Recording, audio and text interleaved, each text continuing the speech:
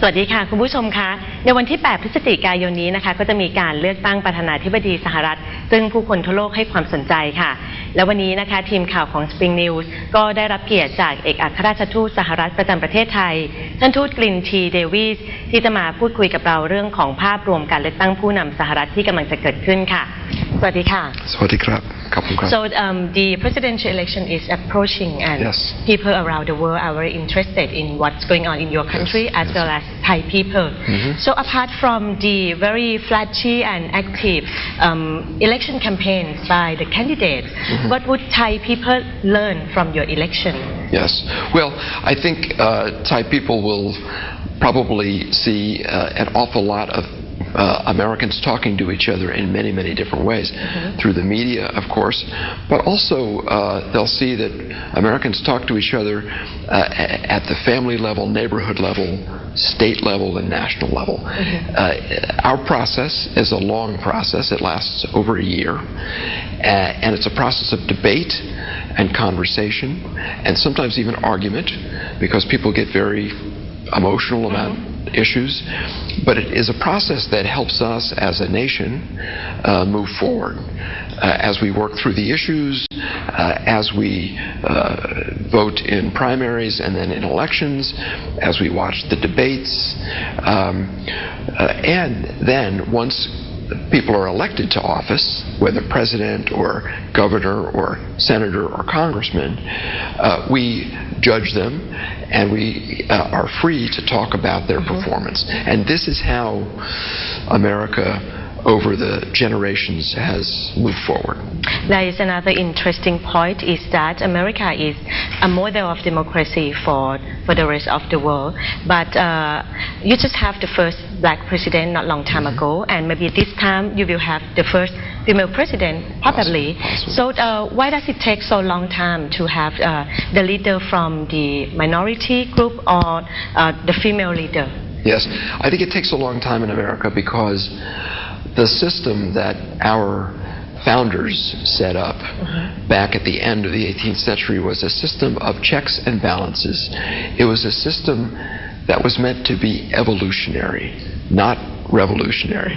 It was a system that was meant to allow the society to progress, but not at a rate that would cause dislocations or real conflict to develop. And that hasn't always been successful. We had a civil war in America in 1860 to 1865. But since then, we have sought to evolve in a more considered and evolutionary way through great challenges, through wars, through the civil rights struggle. And now today, when we face big issues, not just the United States, but the world, from global warming to the change in economies from the industrial era to the information age, and all societies have to find ways to deal with them, to adjust to them. We do it through this process that involves Americans having a never-ending conversation among themselves in many, many different ways about what should be the direction of the United States, and that, I think, is what everybody is seeing happening now in America. Now coming back closer to Thailand, during the Obama administration, Pivot Asia is one of the highlight policy during this administration. So as we see from the two prominent candidates right now, they don't mention much about Asia or this region, particularly ASEAN. So what would the policy be shaped after the election period? Yes, well, of course, the reason fundamentally that candidates for national office in the United States don't often talk much about foreign policy is because we're a big nation, 340 million people, 50 states, the world's largest economy, and so Americans, like any big nation, are mostly, when it comes to elections, concentrating on domestic issues of the economy, of our society, issues like education and healthcare, those kinds of things. I don't believe that the next president of the United States is going to fundamentally change our approach to Asia, what we call the rebalance that President Obama began and undertook to focus more attention, energy, resources on the considerable interests that the United States of America has in this part of the world. Why? Because it's in our interest to pay more attention and to seek to develop our relations better in Asia. You are the youngest, fastest growing, most dynamic part of the world. Everybody knows that. We know that too. Because we are a Pacific nation, and we face west from our shore to Asia, just as we do face east to Europe. We are concentrating a lot more energy and effort on this part of the world. We have economic interests here. We have security interests here. We have health interests here. It is in Thailand where for 60 years Thai medical researchers and American researchers have done all of the groundbreaking work on malaria, on encephalitis, where the inoculation was developed here by very brilliant Thai researchers working with Americans, even on new emerging diseases like Zika. So for all of these reasons, and many, many more, law enforcement, security, you name it, Asia matters. And sitting at the center of Southeast Asia is Thailand.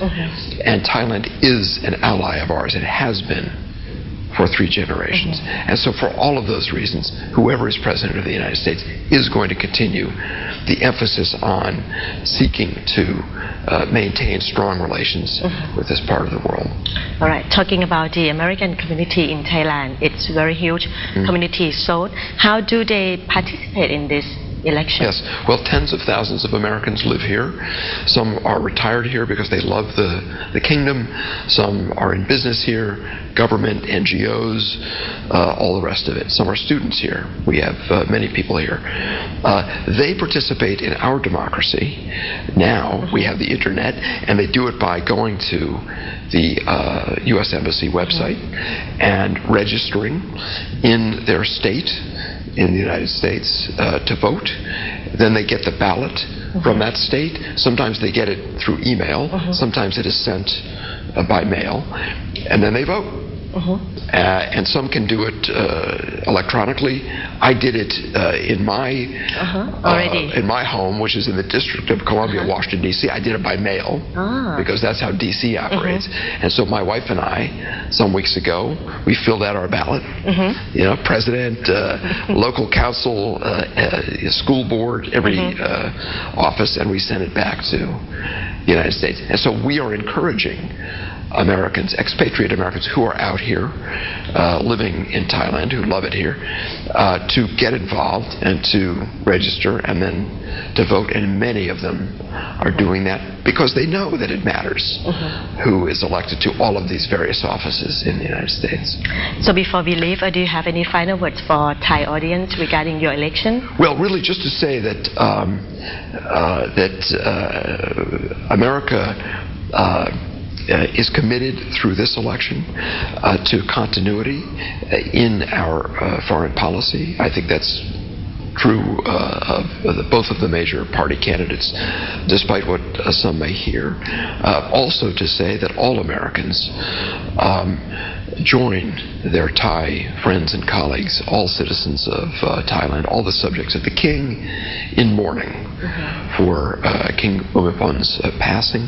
This is a very sad occasion, and it is especially for Americans because, of course, he was born in the United States, but also because we regard him more than any other individual as the father of this friendship, the modern friendship between Thailand and the United States. He had strong relationships with 12 American presidents. He came several times on very high-profile visits to America. He conquered American hearts.